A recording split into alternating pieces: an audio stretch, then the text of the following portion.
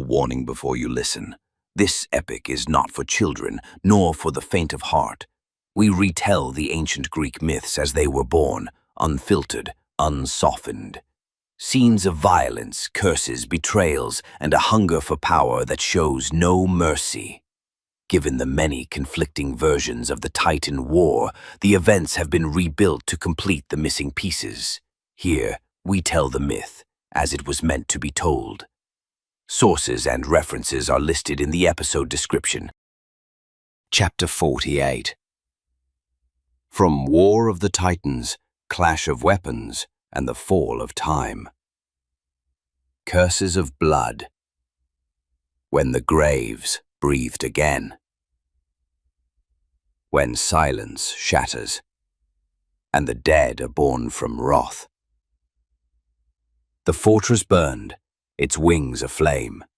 Blood spilled across the thresholds, and the very walls bled. They no longer protected, they wept. Erebus laughed, watching one of the great gates crash down before him. His hand dripped hatred as he hissed, "Come, Hades, dance before your death. Let your shadows dance, the way our corpses danced when you tore them apart with your poison." Coeus leapt from the ritual balcony, slammed his spear into the forgotten stones, and from the dust an army emerged. 1,000, 2, tides of new warriors. They did not blink, they did not scream, they only killed. Hades stood back to wall, his soldiers falling one by one. Blood pooled beneath him. His voice hadn't been heard in minutes. One of his captains whispered, "My lord, we've fallen. The fortress will not hold." Silence. Then Hades closed his eyes, and from beneath the world a roar rose in his throat. "I was not born to live. I forged death with my own hands." He stretched his palms to the earth and began to murmur. Words no living ear could understand, but the air itself flinched. The skies trembled, the ground shook, and the ancient stones groaned, as if remembering something they buried long ago. Then he screamed, "Rise, O bones! Rise, O skeletons of hatred! Rise! You who died without farewell, who were stabbed without a voice, who burned without a name! Rise!" And in a moment that defied every law, the dead moved. The slain, the butchered, the mutilated stood again. But they were not as they once were. They had no faces, no voices, no fear. They were hell made flesh.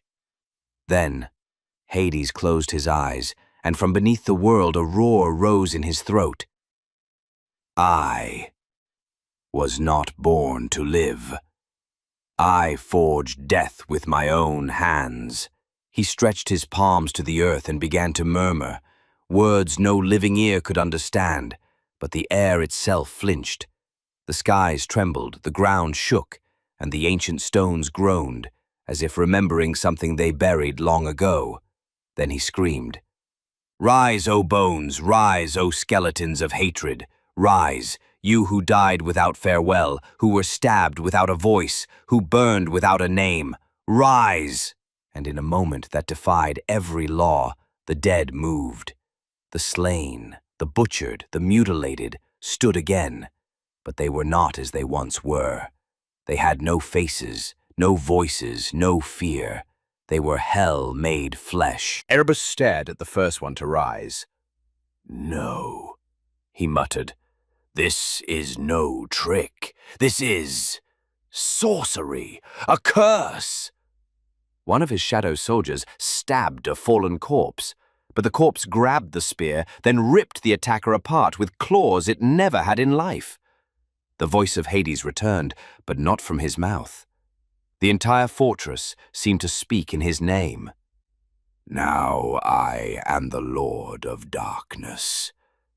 I do not live. I return. I do not fight. I curse." Coeus shouted, "Should we fall back?" Erebus snapped, "No! Don't retreat! Fight them! They're just dead. But he was lying to himself. The battle exploded. A shadow soldier plunged his blade into a corpse, but the corpse kept fighting. One of them, without legs, crawled like a scorpion and snapped his enemy's neck. A soldier of Erebus tried to flee, but something dragged him down by the ankle, as if the earth itself had become a mouth. A wall burst open, and from it, a procession of skeletal warriors emerged, bearing banners with no names, only rage. The sound was not a scream, it was a tomb opening. The fortress shook. For the first time, Erebus stepped back, and for the first time, Hades advanced. But he didn't smile, he didn't shout. He only looked. His voice came not like the voice of the living, but of something older. Here I began, and here you will end. The battle turned. What had once been a massacre became a war. Every fighter who fell rose again. Every wound that opened birthed another hand. But Erebus did not flee, and Coeus did not fall silent. Erebus growled, "Even if you raise every corpse, we will bury them again." Deeper, Coeus added, "Let us show him how to tear the darkness, even when it's the one fighting back." And so, the war did not end. The heat of hell only climbed higher. Hades had now become the god of death. But Erebus still held a dagger, one that had never tasted blood. And Coeus still harbored a door within his chest, a door to somewhere worse. The battle of the fortress raged on, and the hell of shadows was only writing its second chapter. This chapter of the epic has come to an end, but remember, what you've just heard is not a record of facts, but the echo of a myth, a story born from the imagination of the ancients, etched into the long memory of humankind. If this tale stirred something in you, if it opened a door to reflection or wonder, don't forget to support the channel and share the journey with those you love.